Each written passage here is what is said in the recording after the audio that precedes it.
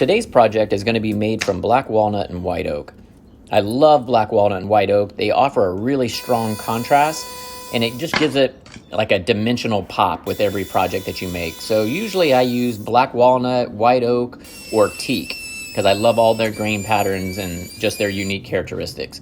I'm also using my acrylic template patterns for this project. It makes tracing it or matching that pattern exactly.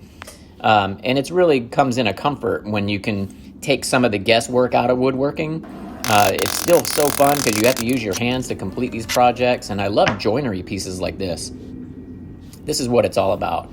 Now I'm attaching this faceplate on here so it can make routing out the disc part of this project easier, and it really helps. It's universal with 6 different compact routers, and it just makes the project fun.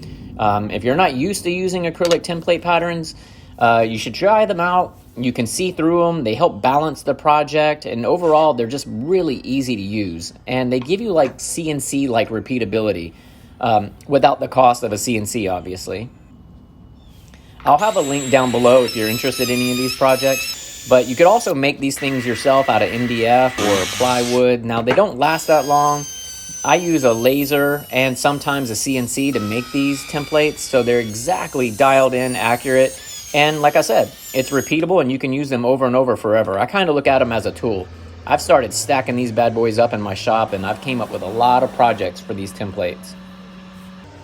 Small projects are something I do often. I go to a lot of shows and events where I sell these charcuterie boards or these small woodworking projects, and it really is a way to make a nice living. You just got to stay efficient at it and come up with some good shows. And of course, the obvious, always have your inventory stocked up. All right, guys, I'll see you next time.